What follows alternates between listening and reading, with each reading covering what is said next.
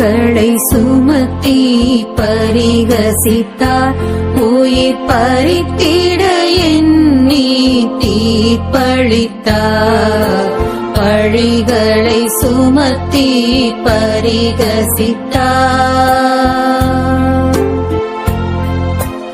எனக்காக இறைவா எனக்காக இடர்பட வந்தீர். எனக்காக இடர்பட வந்தீர். எனக்காக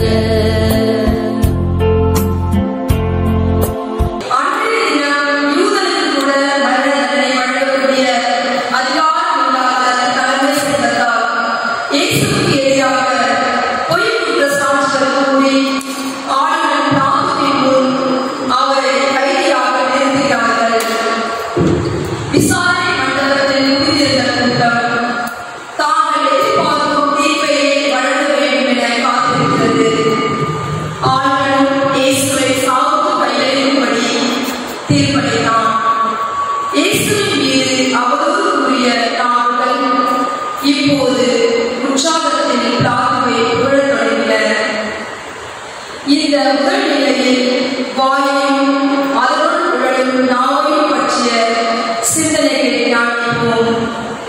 வம்பு, வதந்தி, வீண் பேச்சுக்கள், அவதூறு என மனிதனின் வாய் மற்றவர்களை பற்றி பேசி பிறரின் மன அமைதியை பெறுகிறது.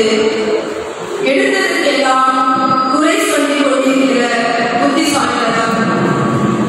வாய் மட்டும் இருந்தாலே போதும் என நினைத்துக் கொண்டிருக்கிற மமதை. நாக்கில் எலும்புகள் கிடையாது என்றாலும் அது எத்தனை பேர்களின் எலும்புகளை நொறுக்குகிறது. இதயத்தின் நிறைவிலிருந்துதான் வாய் பேச வேண்டும். ஆனால் இதயம் தன்னுள் இருக்கும் நற்பண்புகளை குவித்துக் கொண்டு வாய் விரைவாக பேசுவதால் அனுபவத்தை அதிகப்படுத்தியோ மிகைப்படுத்தியோ அல்லது பொய்யாகத்தான் பேசுகிறோம். என்ன நடந்தது என்று இயல்பாக கூறும் குணம் நம்மிடம் பல பேருக்கு இல்லை. மனிதன் அப்பதினால் மட்டுமன்று, மாறாக கடவுளின் வாயிலிருந்து வரும் ஒவ்வொரு வார்த்தையினாலும் உயிர் வாழ்கிறார்கள் என்று இயேசு நமக்கு உரைத்திருந்தாலும் நாம் நமது வாயின் வார்த்தையால் தான் வாழ்வதா ஏமாந்து கொண்டு மிதமிஞ்சியவற்றை பேசுகின்றோம். நாம் பேசும் வீண் வார்த்தைகள் ஒவ்வொன்றுக்கும் நியாய தீர்ப்பு நாளில் கணக்கு கொடுக்க வேண்டும் என்பதை நாம் மறந்துவிடக்கூடாது. பல சமயங்களில் 32 பற்களும் சேர்ந்து கூட ஒரு நாக்கை அடக்க முடியாத நிலையில் நாம் இருக்கிறோம். ஜெபம். கண்களை மூடி நாம் நாவை ஒப்புக் கொடுத்து மன்னிப்பு கேட்போம்.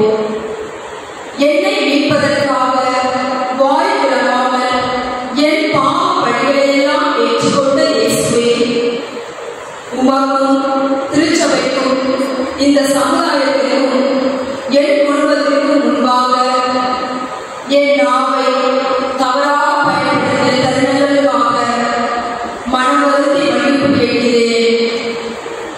என்னை மன்னியும் இயேசுவே. அமைதி அளிக்கும் ஆறுதல் பேச்சுகளால், அன்பான சொற்களால் இதயம் கலந்து பேசும் நாவாக என் நாவை பரிசுத்தப்படுத்த வேண்டும் என உம்மை மன்றாடுகிறேன். ஆமென்.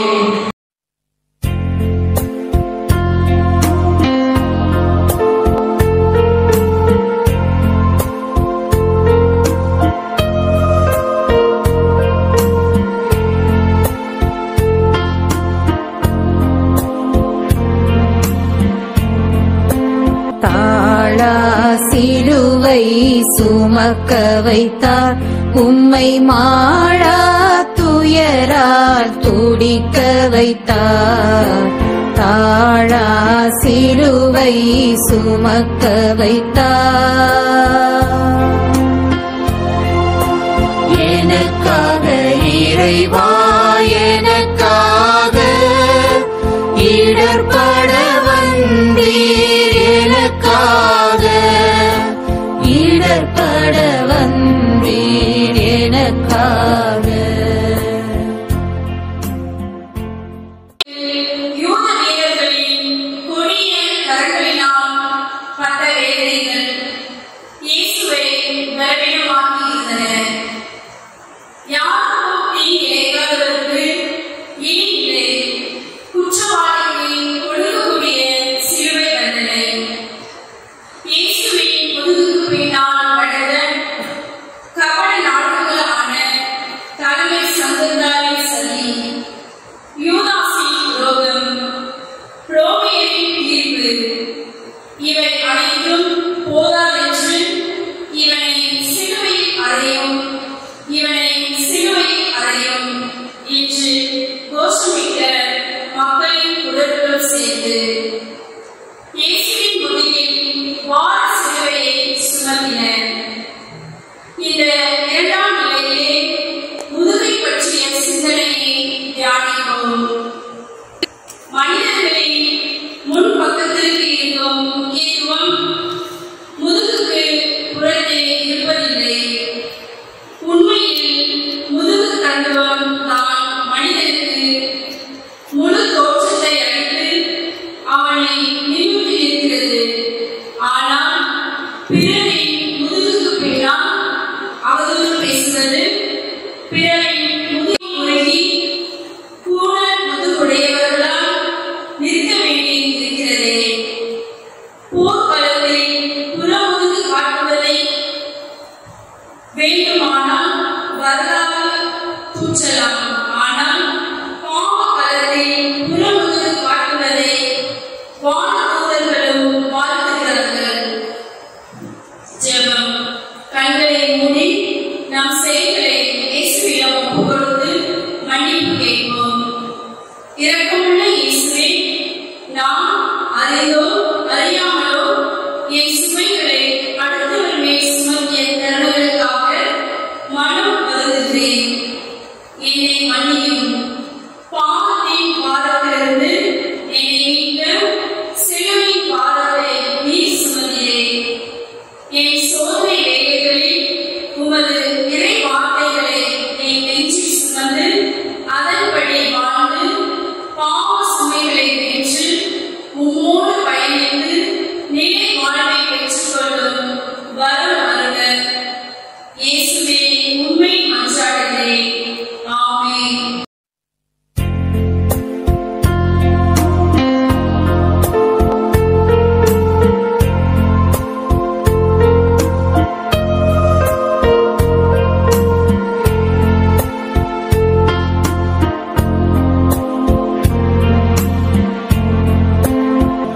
விழுந்தீர் சிலுவை பழுவோடு, மீண்டும் எழுந்தீர் துயர்களின் நினைவோடு. விழுந்தீர் சிலுவை பழுவோடு, எனக்காக இறைவா எனக்காக இடர்பட வந்தீர் எனக்காக, இடர்பட வந்தீர் எனக்காக. நடந்தபோது அவரை அடுத்த அடி எடுத்து விடாமல் அவர் கால்கள் தள்ளாடினர்.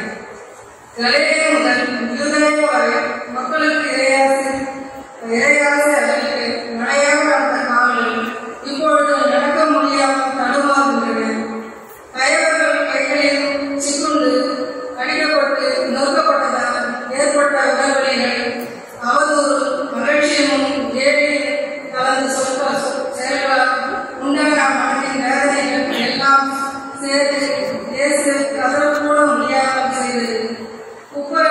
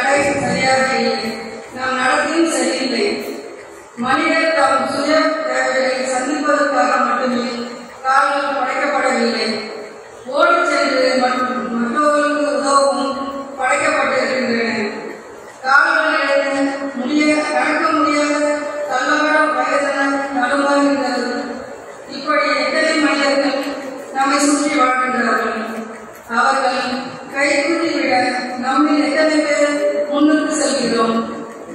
வளர்கின்ற காலத்தில் உடல் பலம் பெறுவதை விட்டுவிட்டு வயது காலத்தில் வாழ்நாட்களை அதிகரித்துக் கொள்ள நடைபயிற்சி செய்கின்றோம். ஆண்டவர் வரப்போக நாளை காத்துக் கொள்ள என்ன பயிற்சியை செய்கின்றோம்? கடவுள் நமக்கு கால்களை கொடுத்திருக்கிறார். கடந்து போக பாதையிலே என்று கவலைப்பட வேண்டாம். இறைவனுக்கு கீழ்ப்படிந்து நடந்தால், இறைவார்த்தைக்கு கீழ்ப்படிந்து நடந்தால், உண்மையாகவே நடந்தால் நாம் நடத்தையோ ஒரு பாதை உருவாக்கும். ஜெபம். கண்களை மூடி நாம் நடத்தையை இயேசுவிடம் ஒப்புக் கொடுத்து மன்னிப்பு கேட்போம்.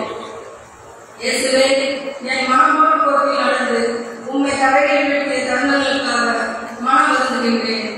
என்னை மன்னியும் இயேசுவே. இனி உள்ள வாழ்நாளெல்லாம் உன் இறைவார்த்தையை அனுதினமும் பயின்று அவற்றின் மறைவுகளை உணர்ந்து நேர்மையாக வாழக்கூடிய சிந்தனைகளையும் நடத்தையும் அருளுமாறு உன்னை மன்றாடுகிறேன். ஆமென்.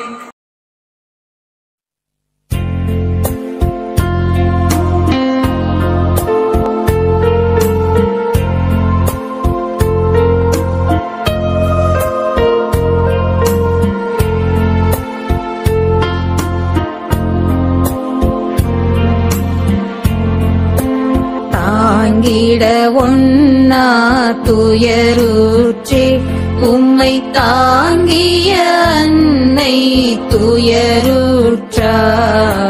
தாங்கிட ஒன்னா துயருற்றே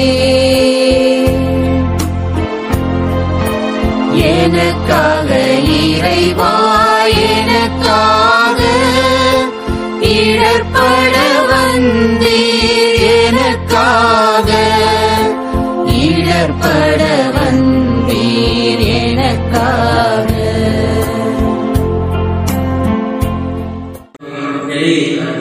அன்னையின் நிலையும் விவரிக்க முடியாத வேதனையின் உச்சகட்டம். தன் தாய்மையின் உணர்வுகளை வெளிப்படுத்த முடியாது அகந்தையோடு கூட பெண்களுள் வேறு விஷயங்களே. ஆனாலும் மாநில பிறர்கள் அவருடைய இதயம் ஒரு தாயின் இதயம்தானே. அந்த தாயின் இதயம் துடித்தது. அந்த இதயத்தின் ஒளி இறை இயேசுவுக்கும் கேட்டது. இதயத்தை பற்றிய சிந்தனையை நாம் தியானிப்போம். நம்முடைய இதயம் துடிக்கும் சத்தம் கூட எங்கும் வெளியே கேட்பதாக எண்ணிக்கொள்ள வேண்டும். நமக்குள் இறை சக்தி குறைந்து கொண்டே இருக்கிறது என்பதை உணர்வு அடையாளமாக இந்த துடிப்புகள். இந்த இறை சக்தியின் வாழ்க்கைக்கு உயிரூட்டம் கொடுக்கின்றது. இதை உணராத நம்முடைய இதயம் உலக காரியங்களால் தீண்டப்பட்டிருக்கிறது. துக்கத்தினால் சுழப்பட்டிருக்கிறது. ஆசைகளால் அழைக்கப்படுகிறது. அவதிக்குள்ளாகிறது. நம்முடைய சக்திக்கு அப்பாற்பட்ட பிரச்சனைகளும் நாம் இதயத்தை பாதிக்கத்தான் செய்கிறது. குடும்ப பாசம், உறவு முறைகள், கணவன் மனைவி பற்றிய சில உணர்வு மூலமான பிரச்சனைகள், நம்முடைய கட்டுக்கு அடங்காத பிள்ளைகள், விசுவாசத்துக்கும் நம்பிக்கைக்கும் ஆத்திரவிழா துணை, நட்பு, முதுமை பருவம், மரணம் எல்லாம் நம் வாழ்க்கையில் சிக்கல் நிறைந்ததாகவே இருக்கக்கூடும். இந்த சிக்கலிலிருந்து விடுதலை பெற இறைவன் இரக்கம் நிறைந்த இதயத்தோடு இணைந்து நாம் இதயத்தை சூழ்ந்துள்ள அச்சங்கள், அழுத்தங்கள், கதவைகள், கள்ளத்தவறுகள், தன்னல பேராசைகள் போன்ற தீய குணங்கள் படிப்படியாக அகற்ற வேண்டும். இவற்றை வைத்துக் கொண்டு இவற்றால் இதயங்கள் நாமே இடம் கொடுக்கக்கூடாது.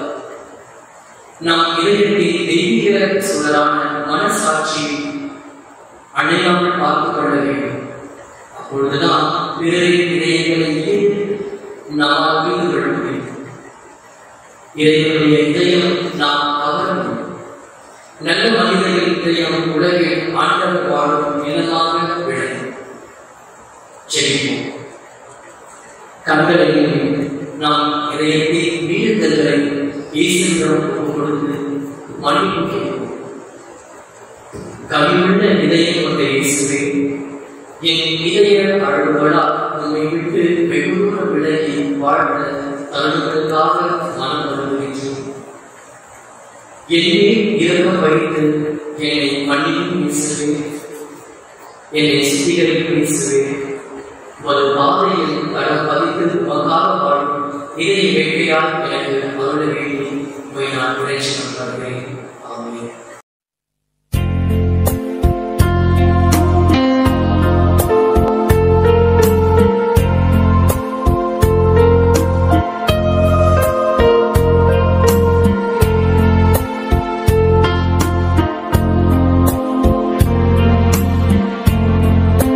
மறுத்திட முடியா நிலையாலே சீமோன் வருந்தினார் தன்னை உம்மோடு. மறுத்திட முடியா நிலையாலே எனக்காக இறைவா, எனக்காக இடர்பட வந்தீர், எனக்காக இடர்பட வந்தீர், எனக்காக. சுமக்க முடியாத சிலுவை பாரத்தை சுமந்து சென்ற இயேசுவின் கையாள கோலத்தை கண்ட சீமோன் ரோம வீரர்களின் அதிகாரத்துக்கு கட்டுப்பட்டு இயேசுவுக்கு தோள் கொடுத்து உதவுகிறார். இயேசுவுக்கு உதவ தோள் கொடுத்ததில் சீமோனுக்கும் தோள்கள் வைத்திருக்கும். உண்மைதான், இயேசுவோடு இணைந்து நன்மையான பாதையில் நடப்பவர்களுக்கு வழிகள் இருக்கத்தான் செய்யும். ஆனால் வழியின் முடிவில் வீட்டுவது நித்திய பேரின்பம் அல்லவா? தோள்கள் மனிதனுக்கு அழகான தோற்றத்தை கொடுக்கின்றன. தோல் மூட்டுகளில் தான் கரங்களும் கச்சிதமாக பொருந்திருக்கின்றன. உலகம் தன் தோளில் ஏற்கனவே சுமப்பதால்தான் உலகத்துக்கு உணவு கிடைக்கிறது. ஆயுத தோளில் அரசு பாடல்தான் நாடு ஆளப்படுகிறது. சராசரி மனிதர் தம் தோள்களில் சுமக்கும் குடும்ப பாரத்தால் அன்பு, பாசம் என்ற உணர்வு கிடைத்தால் உறவுகள் உறுதியாக இருக்கின்றன. மனிதர்கள் தாங்கள் அனுபவித்து வரும் வேதனையை வைத்துக் கொள்ள ஒருவருக்கொருவர் தோள் கொடுத்து உதவ வேண்டும். தங்களுக்குள் அன்பு, இரக்கம் ஆகிய குணங்களை கை கொண்டால் போதும், பாதி துயரம் குறைந்துவிடும். ஆதி திருச்சபையினர் தங்களுக்கு உள்ளதை பொதுவில் வைத்து பகிர்ந்து மகிழ்ந்தார்கள். அதன் அடையாளம்தான் நன்றியங்கள், பகிர் மனப்பான்மை. துன்ப நேரத்தில் தோள் கொடுத்து உதவும் தோழமை உணர்வு நமக்கு இருக்கிறதா? அடுத்தவரை பாராட்டுகின்றோமா? ஆழ்ந்த வார்த்தை கூறி அவரை நாம் தேற்றுகிறோமா? இயேசுவும் நல்ல சமாரியரோட உவமைகள் வழியாக அடுத்தவர்களுக்கு தோள் கொடுத்து உதவ வேண்டிய அருந்தத்தை வலியுறுத்தினார். சமுதாயத்தால் ஒடுக்கப்பட்ட, அலட்சியப்படுத்தப்பட்ட, புறக்கணிக்கப்பட்ட, தாழ்த்தப்பட்ட ஆளுகளை தேடி போய் உதவும் நல்ல ஆயராக இருந்தார் இயேசு. நாமும் காணாமல் போன ஆளுகள் தானே. நம்மை தேடியும் இறைவன் குரல் கொடுக்கின்றார். அவர் தேடுகிற போது நாமும் குரல் கொடுக்க வேண்டாமா? அப்போதுதானே அவர் நம்மை கண்டுபிடித்து தம் தோளில் நம்மை சுமந்து செல்வார். ஜெபம். கண்களை மூடி நாம்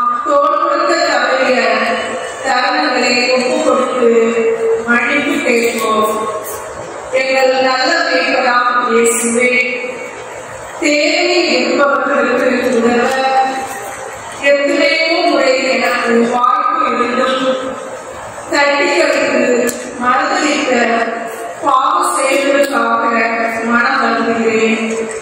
என் மீது மனமிறங்கி என்னை மழி இயேசுவே.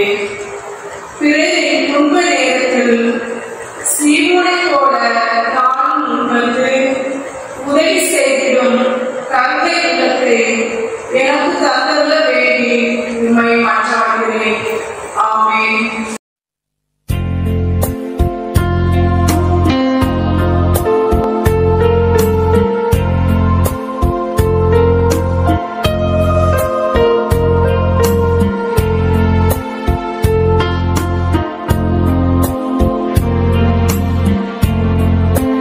நிலையாய் பதிந்ததுவும் வதனம் அன்பின் விலையாய் மாதின் சிறு துணியில் நிலையாய் பதிந்ததுவும் வதனம்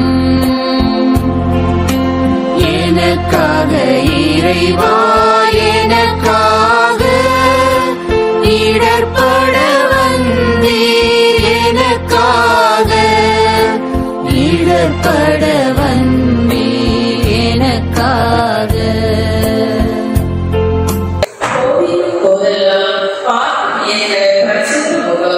இப்படி பிரதமும் நீர்வையும் உறுதியும் பரப்பிடக்கும் நிலையில் மொத்தமாய் நாம் இருந்ததை கண்டு பதவி கோயில் இயேசுவின் திருமுகத்தை முன்னிலையில் கொண்டு வர எண்ணியவளாய் முன்வந்து முகத்தை துடைத்தால் ஈரப்பெண் நிரூபித்தாள்.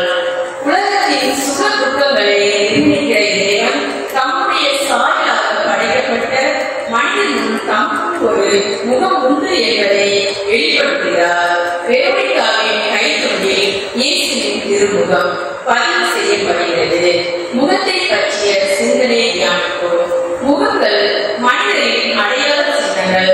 முகம் இல்லாவிட்டால் எந்த வரலாற்றிலும் எவரையும் அடையாளம் காக்க முடியாது, எவரையும் பெயர் சொல்லி அழைக்கவும் முடியாது. மனித அழகை முகத்தில் தான் தொடங்குகிறது. ஒருவரை ஒருவர் அறிமுகப்படுத்திக் கொள்வதிலே முகமே முன் இருக்கிறது. மனிதனின் ஐம்புலன்களில் 4 முக்கிய பாகங்கள் தலையை சார்ந்தவையாக இருந்தாலும் அந்த தலைக்கு இன்னாரின் தலை என்றோ இன்னாரின் உடல் என்றோ கைவிட்டு சொல்வதற்கு பிரதானமாய் விளங்குவதே முகம்தான். மகிழ்ச்சி, தூக்கம், சினம் போன்ற எல்லா உணர்ச்சிகளையும் வெளிப்படுத்தும் முகம் ஒரு விசித்திரமான உடற்பகுதியே. முகங்கள் இறைச்சாயம் பிரதிபலிப்புகள். மனிதனின் முகங்களுக்கு தம்மால் கொடுக்கப்பட்ட இறைச்சாயல் சீர்கெட்டு போவதை கண்டு மனம் இறைந்த இறைவன் தம் ஒரே திருக்குமாரனை மனித சாயலுள்ள முகத்தோடு பூமிக்கு அனுப்பி வைத்தார். ஆனால் நாம் என்ன செய்கிறோம்? அவருடைய முகத்தை சிதைத்து உள்ளத்தை காயப்படுத்தி இன்னமும் அவருடைய திருமுகத்தை ஏறிட்டு பார்க்க முடியாத நிலையில் நாம் வாழ்ந்து கொண்டிருக்கிறோம். பலதரப்பட்ட முகமுடிகளை அணிந்து கொண்டு உள்ளத்தில் நிறைந்த பாவ எண்ணங்களை அதன் தாக்கங்களை சாமர்த்தியமாக மறைத்து வாழ்கிறோம். அடுத்தவரின் உண்மை குணங்கள் வெளிப்படையாக அவர்களின் முகங்களில் தெரிந்திருந்தால் எவ்வளவோ பேரின் உலகில் உயிரோடு இருந்திருப்பார்கள். தாவமலையில் இயேசு தோற்றமாறிய போது அகமுகம் கதிரனை போன்று ஒளி வீசியது. தாம் இறைவன் என்பதை எண்ணித்தார். மனிதர்கள் நாமும் மனமாற்றத்தால் உண்மை தோற்றம் பெறுகிற போது அந்த ஒளி வீழ்ச்சி நம் முகங்களிலும் குடிகொள்ளும். நாம் இறை சாயலோடு படைக்கப்பட்டவர்கள் என்பது நிறுவனமாகும். ஜெபம். கண்களை மூடி நம் முக சாயலை படைத்து உள்ளத்தில் தவறு செய்த தருணங்களை நேசிக்க முன் கொடுத்து மன்னிப்பு கேட்போம். இறை இயேசுவே, சக மனிதனும் என் உள்ளத்தில் நிறைந்து கிடந்த பாவ எண்ணங்களை என் முக சாயால் மறைத்து உமக்கெதிராக நான் செய்த மீறலுக்காக மனம் வருந்தி மன்னிப்பு கேட்கிறேன். என்னை மன்னியும் இயேசுவே. உம்முடைய தெய்வீக சாயலின் நிழல் என் முகத்திலும் பணியவானும் என் உள்ளத்தை தூய்மையாக வைத்துக் கொள்ள தீய நாட்களை வெல்லக்கூடிய மனதிறனை எனக்கும் தருமாறு உம்மை மன்றாடுகிறேன். ஆமென்.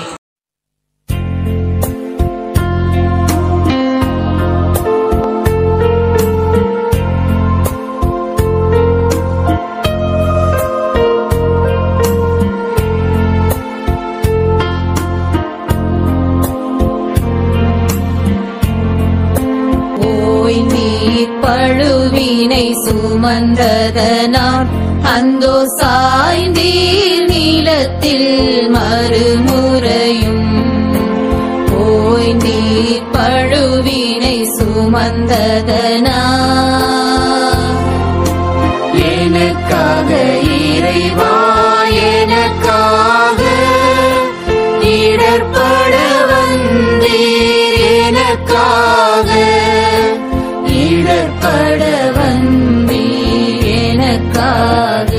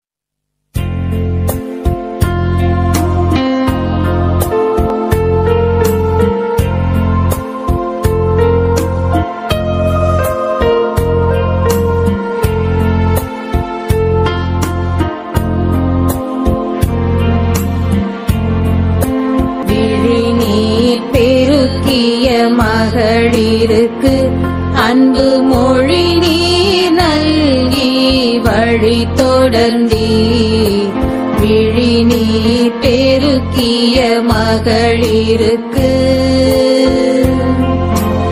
எனக்காக இறைவா எனக்காக இடர்பட வந்தீர் எனக்காக இடர்பட வந்தீர் எனக்காக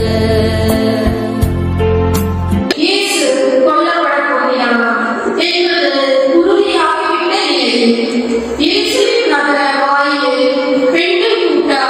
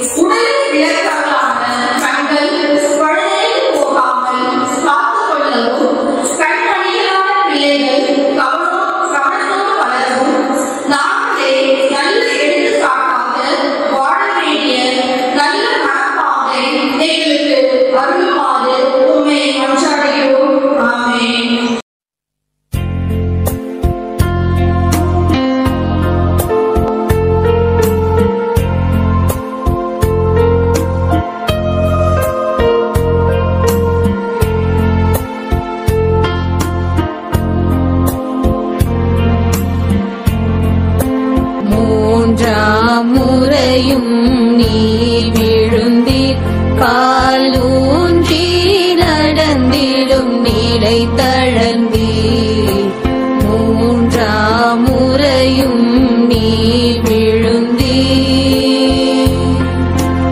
எனக்காக இறைவா எனக்காக இடர்பட வந்தீர் எனக்காக இடர்பட வந்தீர் எனக்காக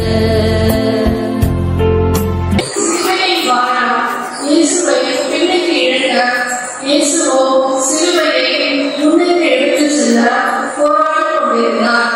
தோல் எலும்புகள் துருத்தி கொண்டு வர கழுத்தின் நரம்புகள் புடைத்தெழுந்தன. தாம் நடந்து வந்து கொண்டிருக்கும் போது பாதையில் நம்மோடு நடந்தவர்களில் தம்மை ஏற்படுத்தி சிரிப்பவர் யார்? தமக்காக கண் கலங்குவர் யார் என்பதை கூட கண்டுகொள்ள முடியாத கைவிடப்பட்ட நிலை. உன் உடல் வலு குன்றியதால் சிலுவையின் பாரம் கழுத்தை அழுத்தவே கழுத்து நரம்புகள் அத்தனையும் தெரிந்து விடுமோ என்னும் அச்சத்தை ஏற்படுத்தின. பார்ப்போர் கண்டது மூன்றாம் முறை தரையில் விழுந்தும் கூட கழுத்து அறுபட போகும் ஆட்டுக்குட்டியைப் போல அவர் இழுத்து செல்லப்பட்டார். கழுத்தை பற்றி சிந்தனை ஞானப்போம் என்றால் உடலுக்கு தலையோ பிரதானம் என்றாலும் அந்த தலையை தாங்கி பிடிக்க கழுத்து தேவைப்படுகிறது. வெளிப்பார்வைக்கு வெறுமன உடலின் ஒரு பகுதியை போல தோன்றினாலும் நுரையீரலுக்கும் மூச்சு குழலுக்கும் இறைப்பைக்கும் உணவு குழாய்க்கும் இணைக்கின்ற பாலமாக கழுத்து பயனாகிறது. கழுத்து ஒரு மனிதனை கம்பீரத்துக்கு உதவுகிறது. அவன் தன் தலையை நிறுத்தி பார்க்கும் ஆணவ பார்வைக்கு வழிவகுக்கிறது. அதே மனிதன் அவமானத்தால் தலை தாழ்த்தி போகும்போது அதை தன்னையே வளைத்துக் கொள்கிறது. ஆண்களின் கழுத்துக்கள் மாலை மரியாதையால் கவிழும். பெண்களின் கழுத்துக்கள் அணிகலத்தால் அழகு செய்யப்படவும் வாசிக்கின்றன. கழுத்து அறுக்கப்படுவது விலங்குகளுக்கும் மரங்களுக்குமாக இருந்தாலும் கழுத்தை அறுப்பது மனிதர்கள் தானே.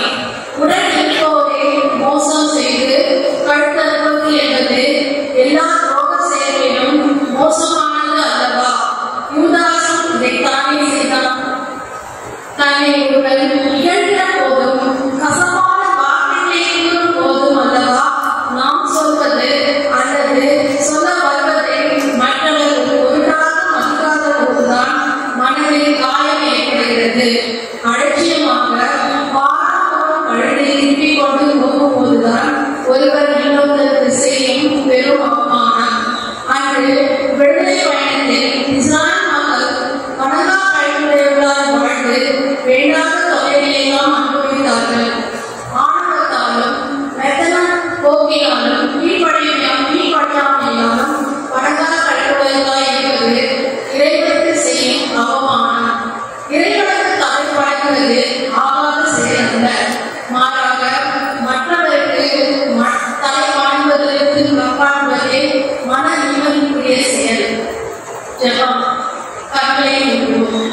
அன்பு ஆண்டவரே, உம்மை வணங்குவதும் உடைய வார்த்தைப்படி வாழ்வதுமே என் பிறவியின் பயன் என்று உணராமல் வாழ்ந்த தருணங்களுக்காக மனம் வருந்துகின்றேன். என்னை மன்னியும் இயேசுவே. ஆணவம் கீழ்ப்படியாமை போன்ற தீய குணங்களை என் உள்ளத்திலிருந்து எடுத்தெறிந்து நீர் போதுள்ள தாழ்மையான வாழ்வு கொண்டு நிலை வாழ்வை அடைய எனக்கு தேவையான மனப்பக்குவம் அருள வேண்டும் என்று உம்மை மன்றாடுகிறேன். ஆமென்.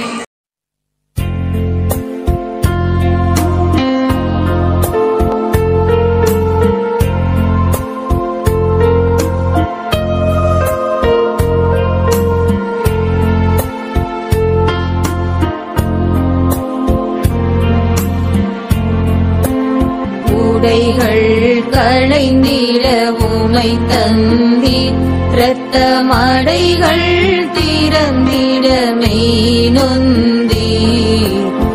குடைகள் களைந்திட உமை தந்தீர். எனக்காக இறைவா எனக்காக இடர்பட வந்தீர். எனக்காக இடர்பட வந்தீர் எனக்காக. மனிதர்களோடு உரையிலிருந்து மக்களுக்கு அவர்களுக்கு சுகமளித்து நல்வழி காட்டிய திருமகனுக்கு இறுதி உடலில் வேதனைகள்தான் சாட்டை அடியும் முள்முடியும் அவர் உடம்பை நெருங்குடைத்து போதாதற்கு உள்ளதை உடைத்தன அந்த வாசகர்கள். பலர் பார்க்க அவர் ஆடைகளை அடைந்து அவரை அரை விமானமாக்கி அர்ப்பணித்தனர். அவரை எதிர்த்தவர்கள் ஆனந்தம் கொண்டனர், ஆதரித்தவர்களோ வாய்மூட்டினர். ஒற்றை வரியில் சொல்ல வேண்டுமானால் நாம் இயேசுவுக்கு உயிர் மட்டுமே எஞ்சியிருக்கிறது. உடல் ஒப்புத்தாயிருக்கிறது. உடலை பற்றிய சிந்தனையை ஞானப்போம். ஐம்புலனும் சேர்ந்து அழகாக வடிவமைக்கப்பட்ட காலையும் மனித உடல். மனித வாழ்க்கை என்பதன் உயிர் மூச்சே அதை எழுந்து தன்னுள் அடக்கி விட்டிருக்கும் உடலின் நடமாட்டமே. உடல் நலனுக்கும் மன நலனுக்கும் நெருங்கிய தொடர்பு இருப்பதால் மனதில் உறுதியை வளர்த்துக் கொள்வதன் வாயிலாக உடலையும் உறுதிக்கு கருவியாய் கொள்ளலாம். உணர்ச்சிகளுக்கு இடம் கொடுத்தால் உடல் பாழ்பட்டு போகும். எனவே நமது அறிவுக்கு உடல் மீது ஆதிக்கம் இருக்க வேண்டும். இறைமகன் இயேசு மனித உடலுக்கு வாழ்ந்த நாட்களில் தம் உடல் மீது உணர்ச்சிகளை ஆதிக்கம் செலுத்தவில்லை. அவரின் அறிவுக்கும் ஆன்மாவுக்கும் உடல் கட்டுப்பட்டு இருந்தது. இன்றைய நகர நாகரிகமான உலகம் உடல் அழகை வெளிச்சமிட்டு காட்டுவதில் உடலை யார் உருவாக்குவதில் தயக்கம் கொள்வதில்லை. உயிர் கலந்திருக்கிற போது போற்றப்படும் உடல் உயிர் அகன்றமை பயங்கர தோற்றத்தை தருகிறது. அப்போது உலகம் முழுவதும் விரும்பிலாகி கண்களை மூடிக்கொள்கிறது. மனித உடல் வெறுமனே வாரிசுகளை உருவாக்கிட படைக்கப்படவில்லை. பிறப்பெடுத்த நிகழ்விலே மனிதன் விலங்கிலிருந்து வேறுபடுகிறான். விலங்குகள் பெற்றெடுக்கின்ற பாசங்களோடு நின்று விடுகின்றன. மனிதன் பெற்றெடுத்த நிகழ்வோடு நின்றில்லாமல் தான் பெற்றெடுத்த உயிரை புனிதப்படுத்தும் நிகழ்வோடு வாழ்வை தொடங்கி வைக்கிறான். அத்தகைய புனித வாழ்வை வாழலாம் இறைவன் உடலை நமக்கு கொடையாக தந்துள்ளார். நாம் நமக்காக மட்டுமே வாழாமல் பிறர்காக வாழ முயலுகிற போதுதான் நமது அதிமனித நட்புறவுகளான பொறுமை, தியாகம், பிறநலம் போன்ற குணங்களால் நம் உடல் புனிதம் பெறுகிறது. நாமும் நிறைவான மாறுகிறோம். செல்வம் கண்டறிவோம். நம் உடலால் செய்த பாவங்களை இயேசுவிடம் ஒப்புக்கொடுத்து மன்னிப்பு கேட்போம். உடலும் உயிரும் அடைந்த ஆண்டவரே, என் உடல் நீமான ஆலயம் என்பதை மறந்து என் உடலை பரிசுத்தமிழாமல் வைத்த கருணைகளுக்காக மனமருந்தி மன்னிப்பு கேட்கிறேன். என்னை மன்னியும் இயேசுவே. இனி உள்ள வாழ்நாட்களில் நான் எங்கள் சிந்தனை, சொல், செயலால் கரைபடியாமல் வாழ்ந்து காலம் காலமாய் விண்ணுலகில் போய் ரசித்து போற்றி வாழும் மருமகள உம்மை மன்றாடுகிறேன். ஆமென்.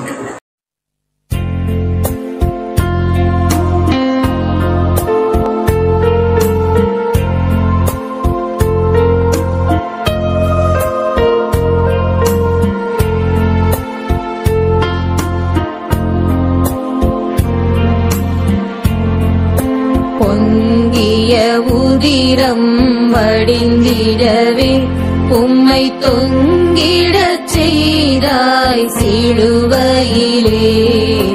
பொங்கிய உதிரம் வடிந்திடவே எனக்காக இறைவா எனக்காக இடர்பட வந்தீர். எனக்காக இடர்பட வந்தீர் எனக்காக. உலகின் பாவங்களை போக்கத்தான் செம்மறி பூமிக்கு வந்தது. அதற்கு பலிபீடம் தயாரிக்கப்பட்டது. காவல் ரெண்டு ஒரு ஆணியில் அறையப்பட்டது. அதன் முடிந்த கருங்களில் ஆணிகள் ஆழ்ந்தது. இயேசுவின் கைகளும் கால்களும் இனியும் பிறருக்கு உதவும் பணியில் ஈடுபடக்கூடாது என்று அவரை சிலுவையில் சேர்த்து அறைந்தது. அவரை நற்செய்தி பணிகளை முடித்துவிட்டதாக கைகள் முடிவெடுத்துக் கொண்டார்கள். எப்படி முறையிலாக எதிர்ப்பு காட்டவர் இதயம் இருக்கிறதே என்பதை உணர்ந்துதான் தம் இரு கரங்களை எடுத்துக் கொள்கிறார் இயேசு. கைகளை பற்றிய சிந்தனை தியானிப்போம். கைகள் ரெண்டும் ஒரு மனிதனின் உண்மையான நண்பர்கள் என்று சொல்லலாம். ஒருவர் தன்னை உயர்த்திக் கொள்ளவோ தன்னை நிலைநிறுத்திக் கொள்ளவோ உழைப்பு என்னும் ஒப்பற்ற நிலைமைக்கு உருக்கொடுப்பது கரங்களே. நாம் கடமையற்ற மற்றும் கடமை ஆற்ற மட்டுமே படைக்கப்பட்டவை இல்லை. தம் குடும்பத்திற்காக செய்ய வேண்டிய கடமை மட்டும் அல்ல, நாம் அயலாருக்கும் நாம் செய்ய வேண்டிய கடமைகளை மாற்றுவோம். கைகளுக்கு கடமை உண்டு. துன்ப நேரங்களில் கை கொடுப்பது, வீழ்ச்சி கிழக்கில் கை தூக்கி விடுவது, கை தூக்கி நிறுத்துவது, பிறரை உற்சாகப்படுத்தும்படி கைகட்டி பாராட்டுவது போன்றவற்றைக்கு கரங்களை பயன்படுத்துகின்றன. வாழ்வின் லட்சியம் வயிற்று சாப்பாடோடு நின்று போவதில்லை. மாறாக வாழ்வை முழுவதுமான ஒரு பெரிய குறிக்கோளை வைத்துக் கொண்டு நாம் பாடுபட்டு முன்னேற கைகள் அமர்ந்திருக்கின்றன. இயேசுவின் கரங்கள் 30 ஆண்டுகள் வரை தம் தந்தை யோசனை செய்த தச்சு தொழிலை செய்தனர். பின்பு 3 ஆண்டுகள் பொதுமையில் செய்தல், குணப்படுத்துதல், ஆசிரியர்கள், கைவிடுதல் போன்ற பணிகளை செய்தனர். இறுதி ராவுடவே தன் கரங்களால் அப்பத்தை பெற்று ஆசிரியர்கள் தன் வேலையை அடையாள பரிகீடுகளை ஆரம்பித்தார். யூதரின் கைகள் அவரை குற்றம் சாட்டினர். யூதாசின் கரங்கள் அவரை காட்டிக் கொடுத்தனர். லாவின் கைகள் தம்மை கழிவிட்டனர். ரோமின் கைகள் அவர் மீது சிலுவை பாரத்தை சுமத்தினர். வெரோனிகாவின் கைகள் இயேசுவின் திருமுகத்தை தொடங்கினர். கரைபடியாக வாழ்ந்த இயேசுவின் திருக்கரங்களும் சிலுவை பாரத்திற்காக தம்மை விடுத்துக் கொடுத்தனர். மனசாட்சியும் கைகளினால் கரைபடியாக வாழ்பவர் விண்ணகத்திற்கு கதவுகளை தங்கள் கை வைத்து திறக்க வேண்டியதில்லை. அவரை கண்டதும் அவை தானாகவே தெரிந்து கொள்ளும். ஜெபம். கண்களை மூடி கைகள் ஒப்புக் கொடுத்த மணியை கேட்போம். நல்ல இயேசுவே, பாவ செயல்களுக்காக என் கைகளை பயன்படுத்திய கருங்களுக்காக மனமாறுகிறேன். என்னை மன்னியும் இயேசுவே. பாவ சூழலில் மிகுந்த இந்த வாழ்க்கையை எங்கள் மனசாட்சியை ஏற்று கைகளை தடைப்படுத்திக் கொள்ளாமல் தூய செயல்களை செய்வதற்காக வாழ நலம் மன அறிவுரை மற்ற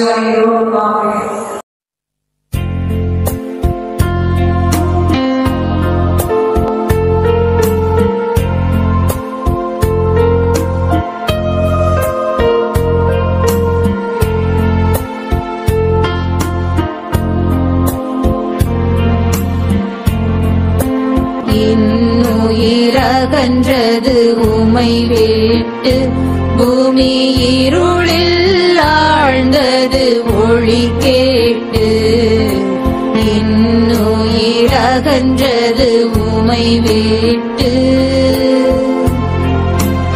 எனக்காக இறைவா எனக்காக இடர்பட வந்தீர் எனக்காக இடர்பட வந்தீர் எனக்காக பாரம்பரியமாக பாவ பழியாக இடைவெளி படுகொடுக்கும் பழைய ஏற்பாட்டு காலங்களை மாறிப்போய் இறைவனின் புதிய ஏற்பாட்டில் அவர் தம் திருமகனின் சொந்த ரத்தமே பழிபொருளானது. தூக்கி நிறுத்தப்பட்ட சிலுவையில் தொங்கியிருக்கிறது இயேசுவின் திருவுடல். முடியாத நிலையிலும் முடிந்த அளவு கண்களை நல்ல திறந்தார் திருமகன் இயேசு. சிலுவை அவையிலிருந்து தொடங்கி கொல்கத்தாவின் அடிவாரம் வரை இயேசுவின் கண்கள் தீர்க்கமாக பார்த்தன. எத்தனை விதமான மனிதர்கள், அவர்களுடையோ எத்தனை விதமான உணர்வுகள் உடலில் உள்ளத்தில் கலப்பெற்றதால் நன்றி பெற்றோடு எரிசலை மக்கள் கண்ணீரோடும் கதவோடும் ரோமைகளுக்கு பயந்து மலையிலேயே உள்ளவர் ஒருவரும் இவனை சிலுவையில் என்று விசாரணை மண்டபத்தில் குரலை எழுப்பிய கயவர்கள் உள்ளவர் எப்படியெல்லாமோ பொய் சாட்சி தயாரித்து சந்திக்க ஒரு வழியாக சிலுவை தண்டனை பெற்று தந்திருக்கிறோம் என்ற ஏக பேச்சுடன் மறையும் அறிஞர்களும் வேத பார்க்கிறவர்களும் வழியை எங்கும் இறந்து போகாதபடி ஒருவிதா மலைகளை அடித்து இழுத்து வந்து ஒரு வழியாய் சிலுவை ஆரம்பிக்கும் என்ற எதையோ பெரியதாக சாதித்திருக்கிற நாளையில் வெறித்தனமான ரோமை போட்டியர்கள் பெருமை பாராட்டிக் கொண்டு வருகிறார். இயேசு கொண்டு இறந்துள்ளார், உயிர்கள் உண்டா இல்லையா என்ற கேள்விக்கு இன்று இப்போது ஒருவரை விடை கிடைத்துக் கொள்ளும் என்ற எதிர்பார்ப்போடு பரிசெயலும் சதிசெயலும் எதிர்கொள்வார். இப்படி பல சிந்தனைகளுடன் கெட்டவெல்லாமோ பேசியும் இயேசுவை தூஷித்துக் கொண்டிருந்த மக்கள் கூட்டத்தை இயேசு கண்டது பரிதாபமற்றது. இயேசு இதயமோ தந்தையிடம் அன்றாடியது, தந்தையே இவர்கள் இருக்கத்தான என்னை பணியாக அனுப்பினேன், இவர்கள் மீது மனதில் உன்னுடைய வார்த்தையை ஒரே ஒரு முறை மீறிய குற்றத்திற்காக ஆனா முதல் அமிர்தாவின் முதல்வர் வரை கண்டித்திருக்கிறேன். உமது நீதி தீர்ப்பை நான் நன்கு அறிவேனே. ஆனாலும் தந்தையே, இவரோட மக்கள் நான் இவர்களோடு ஒருவனாக பாவத்தை தவிர மற்ற எல்லா நிலையிலும் இவர்களோடு மனதிருந்தேனே. இவர்களை நான் இன்னும் நேசிக்கிறேன் தந்தையே என்று மனதிற்குள் மக்களுக்காக மன்றாட்டு தன் திருவாய் வழியாக சிலுவையில் இருந்து முதல் வார்த்தையாக வெளிப்பட்டது, தந்தையே இவர்களை நம்பி ஏனெனில் தாங்கள் செய்வது என்னவென்று இவர்களுக்கு தெரியவில்லை என்றார். இயேசு இந்த வார்த்தையை கேட்டு வாயடைத்து போய்விட அனைவரும் கொல்கத்தா மலை நிசப்தமாயிற்று. அந்த அமைதியை தனக்கு சாதகமாக்கினான். அவர்கள் சிலுவை அறையப்பட்டிருந்த அந்த நல்லவர்கள் தானும் தண்டனை பெற்றுள்ளோம் என்பதை பொருட்படுத்தாமல் இயேசுவை நீ கடவுளின் மகன் என்றால் உன்னை எங்களையும் சிலுவையிலிருந்து இறந்து பார்ப்போம் என்று இயேசுவை இறக்கமாக பேசிய மக்களிடம் கடிந்து கொண்டார். நாம் தண்டிக்கப்படுவது முறையே இவர் ஒரு குற்றவாளியானவர் என்று கடிதமாக பறைசாற்றினார். மட்டுமல்லாமல் இயேசுவை நோக்கி ஏறெடுத்தார் ஒரு நிகழ்த்தத்தை. இயேசுவே, நீர் ஆட்சியில் நிகழ்த்து வரும்போது என்னை நினைவு கொள்ளும் என்றார். இறக்க போகும் கல்வனை இறுதி நேரத்தில் ஏற்பட்ட மனமாற்றத்தை கண்ட இயேசு இரக்கத்துடன் கூறினார் அவரிடம், இரண்டாவது வார்த்தையாக, நீ இன்று என்னோடு வேறு பெண்ணில் இருக்கிற மொழியாக ஒன்று சொல்கிறேன் என்றார்.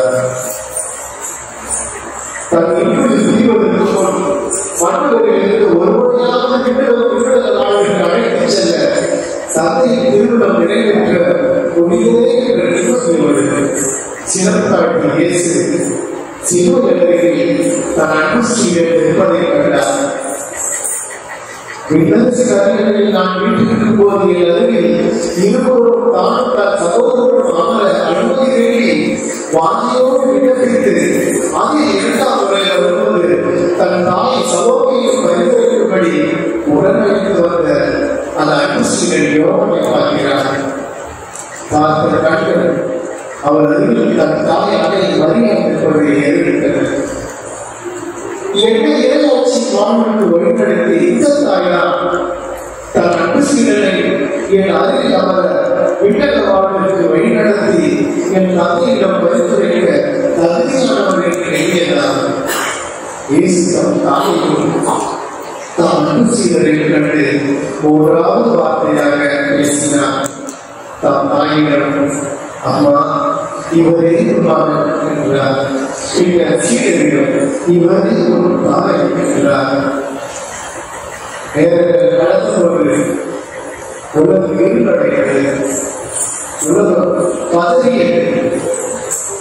இவளை கண்டு இயேசுவின் மனமும் உடலும் மகிழ்ச்சி துன்பதற்சி அடைகிறது. இந்த காதலுள் நம்பையாகிய கடவுள் தம்மை அழைத்து சென்றவரும் உண்மையுண்டு என்பதை எண்ணி மகிழ்ந்தார். ஒவ்வொரு முறையும் தந்தையாகிய கடவுள் பூவுலகிற்கு வரும்பொழுது காதலுள் அந்த இடம் முழுவதும் சூழ்ந்து கொள்ளும். காதலுடைய பிரசனம் அங்கு இருக்கும் என்பதை முன்னறிவிப்பே. கடவுளின் பிரசனம் இறக்குவதை முன்னறிவிப்பே. இந்த காதல் என்ற மகிழ்ந்த இயேசு 3 மணி நேரம் காதல் நீடித்தும் தந்தை முதலரிசனம் கிடைக்காததால் தந்தையால் கைவிடப்பட்ட நிலையில் கலங்கி இயேசு கதறினார். 4வது வார்த்தையாக, என்கிறேவா என்கிறேவா ஏன் என்னை கைவிட்டீர் என்று ஒரு குரலில் கத்தினார். கதறிய வேளையில் அனைத்து பிரிவுகளிலும் நின்றதை இன்னும் ஒரு குறை கொண்டு இருக்கிறதை நிறைவாக நிறைவேற்ற வேண்டி என்பதை உணர்ந்து இயேசு 5வது வார்த்தையாக பேசினார்.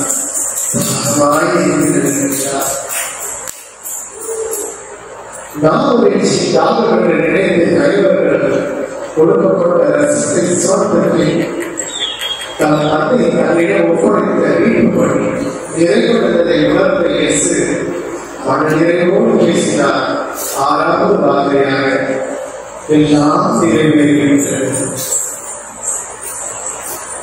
நன்மை மீட்பதற்காக பாவ பரிகார பலியாக அளிக்கப்பட்ட ஆட்டுக்குட்டியாக தாம் திருநெல்வத்தை சிந்தி நம்மை மீட்டுக் கொண்ட இயேசு கிறிஸ்து முதல் வார்த்தையில் நமக்காக தந்தையை அழைத்த இயேசு கிறிஸ்து இப்பொழுது எல்லாம் நிறைவேற்றியவராக தமக்காக தந்தையை அழைத்தார்.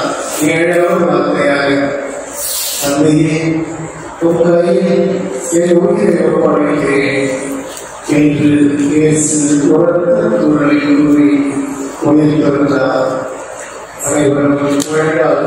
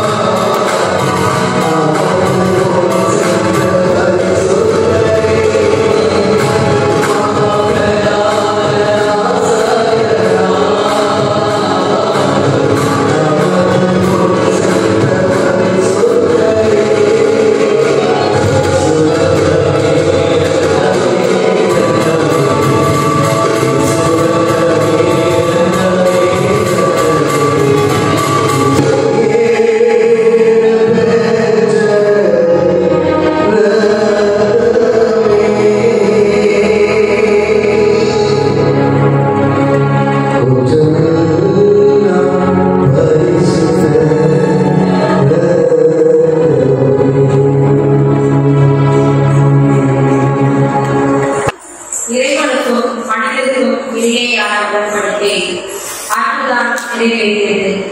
கெத்செமனேயில் இரத்த வேட்டை நேர்ந்ததிலிருந்து கொல்கத்தாவில் உயிரிடம் இந்நேரம் வரை சிந்தி உறுதி போதாது என்று அவர் செத்த பிறகும் செங்குறுதி செய்துவது நிகழ்ந்தது.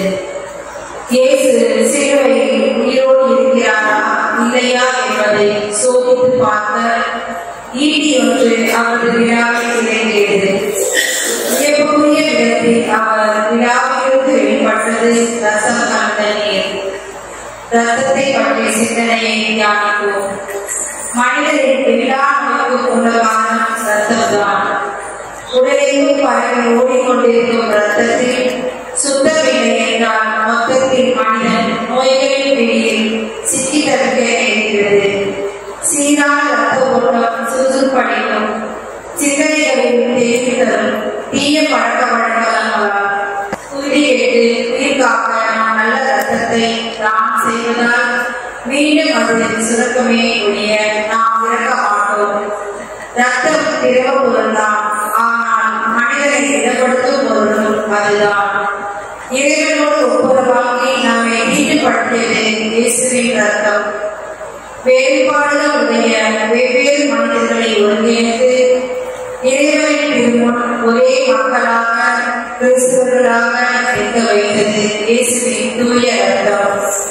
நம்மை ஒரே மந்தைக்குள் கொண்டு வர இயேசு ரத்தம் சிந்தினார். எத்தனையோ மறைசாட்சிகளின் உறுதியால் கட்டி எழுப்பப்பட்ட திருச்சபை ஒரே மக்களாகிய நமக்கு பல்வேறு பாடல்களால் இயேசுவின் இதயத்தை உடைப்பது வேதனைக்கு உரியது. குடும்ப நலனுக்காக, நாட்டு நலனுக்காக, சமுதாய நலனுக்காக நாம் சிந்தும் இயற்கை குடிகள் கூட ரத்தத்தை போன்றுதான். நாம் ரத்தம் பிரிவு என்னவென்பதை கண்டறிந்து கொள்வோம். ஒருவேளை அது அவசரங்களில் அவசியப்படலாம்.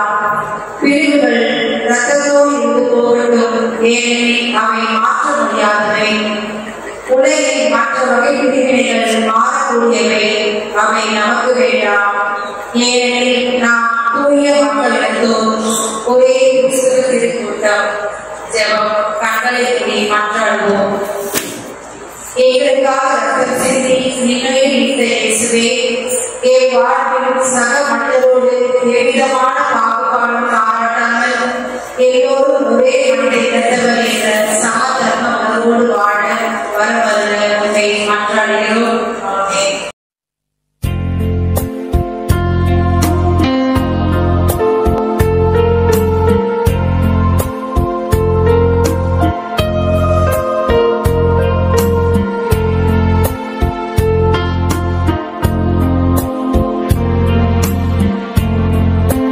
துயருற்று துடித்தாள் உளம் நொந்து அன்னை உயிரற்ற உடலின் மடி சுமந்து. துயருற்று துடித்தாள் உளம் நொந்து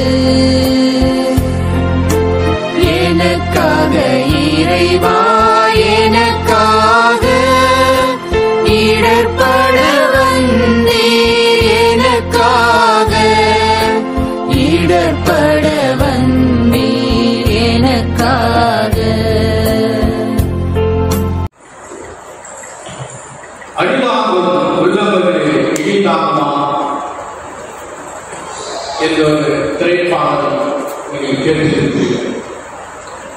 தாங்கிற்று அன்னை மரியாதையில் உள்ளம் இடி தாங்கிற்று. பெற்றெடுத்த குழந்தையை தன் நெஞ்சிலே அணைத்துக் கொண்ட அன்னை மரியா, தன் தோல்வியில் மார்பிலும் அணைத்துக் கொண்ட அன்னை மரியா, தன் மகனை 12 வயதில் காணாமல் போனதும் மகனை தேடினாரே, இன்று அதே மகன் இந்த வாலிப வயதில் பிணமாக தன் மடியில் தாங்குகிறாரே. இடித்தாங்கும் மடிய அல்லவா அன்னை மரியாதையின் உள்ளம் தாங்கிற்று. சிறுவை வழியில் அன்னை மரியா நாளை அழுகி இயேசு கிறிஸ்து கிடைக்கின்றார். கரம் பிடித்து ஓடி விளையாட கைகளும் ஆடையை பிடித்து நடந்த தாகும் இன்று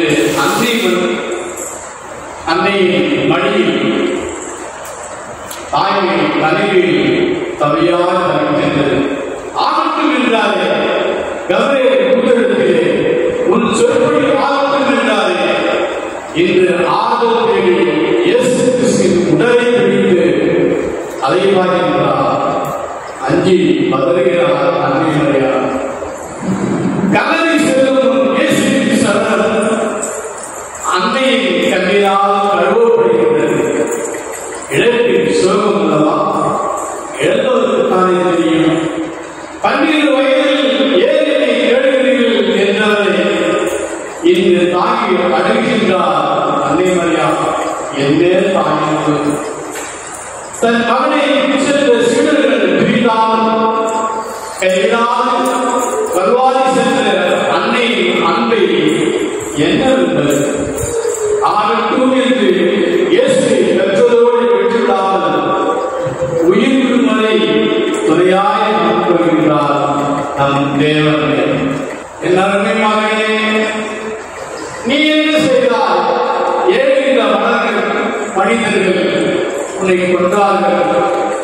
கண்ணீரவர்களுக்கு ஒளி தந்தார், செவிடர்களுக்கு செவி கேட்கும் திறன் தந்தார், எண்ணற்ற பாவிகளை மன்னித்தார், ஏழைகளை வாழ்வு இழந்தோரை சிறந்தவராய் ஆக்கினார், விண்ணுலகம் காப்பதற்கும் வழியை தந்தார்.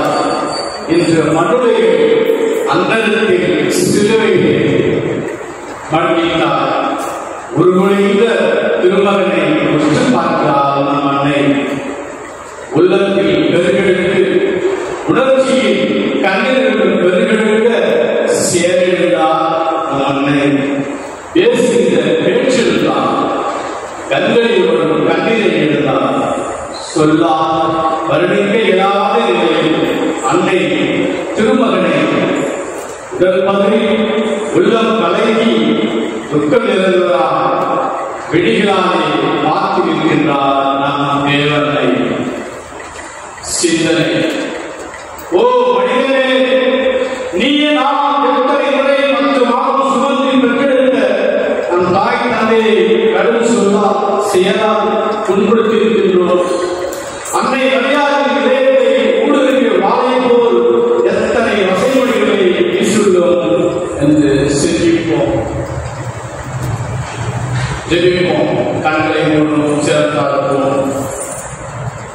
எங்களை படைத்தவரே, எங்களை படைத்து பாதுகாப்பவரே, பாதுகாத்து பராமரிக்கிற அன்பு இறைவா, எங்கள் வாழ்விற்காக ஒரே மகனை எங்களை மீட்பதற்காக சான்று வருந்த எங்கள் யாவரை பின்பற்றி வாழ வருத்தாரும்.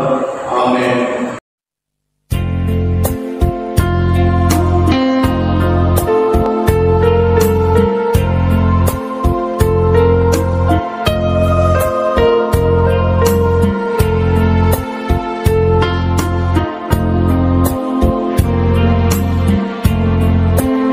ஒடுங்கிய உமதுடல் போதியப்பட்டு நீ அடங்கிய கல்லறை உமதன்று. ஒடுங்கிய உமதுடல் போதியப்பட்டு எனக்காக இறைவா, எனக்காக இடர்பட வந்தீர், எனக்காக இடர்பட வந்தீர், எனக்காக எனக்காக இறைவா, எனக்காக இடர்பட வந்தீர், எனக்காக இடர்பட வந்தீர், எனக்காக.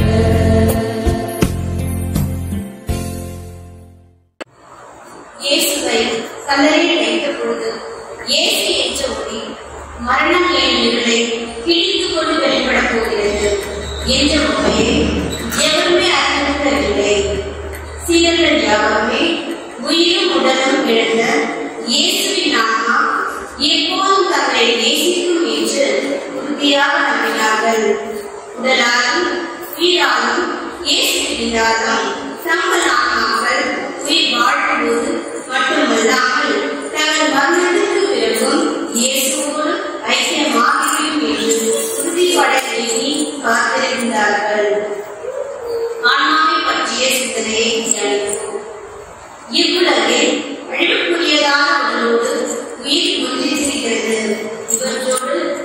உயிரினும் ஆன்மா மட்டுமே மறு உலகில் நித்தியமாக வாழக்கூடியது.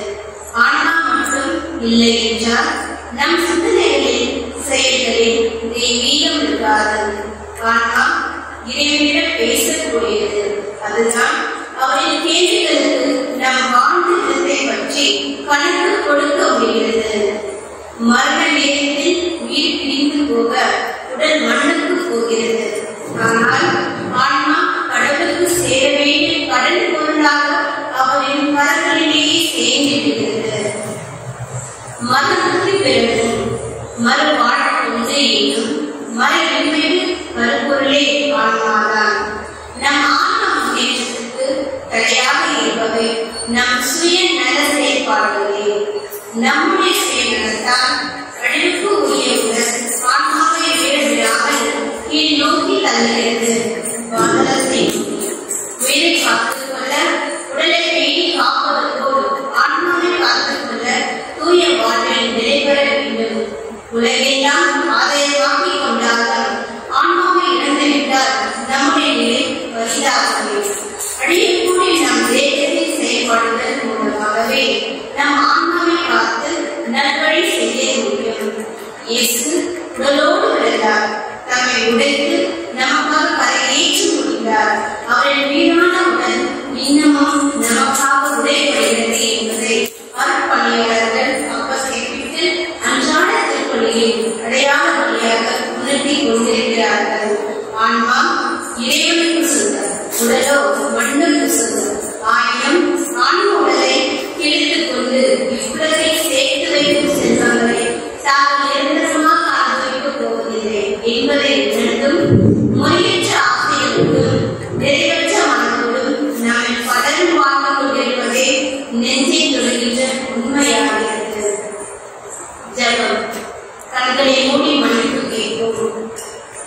எல்லாமே இறைவா, அழைக்கூட என் உடலின் ஐம்புலன்கள் வழியால் நான் செய்த ஒவ்வொரு பாவ செயல்களுக்காகவும் நான் மனம் மாறி மன துருகி மன்னிப்பு கேட்கிறேன்.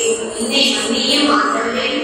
நான் ஒரு திருமகனின் பாடுகளை ஒவ்வொரு நாளும் நினைவு கூர்ந்து அழியாத ஆன்மாவை காத்துக்கொண்டு இறை வாழ்வை அடைய உன் திருத்தூய ஆவியால் என்னை நிரப்பி நடத்த வேண்டும் என்று உன் திருவகனம் என் மீட்பராகிய இயேசு கிறிஸ்துவின் பெயரால் உம்மை தாழ்த்தி கொண்டாடுகின்றோம்.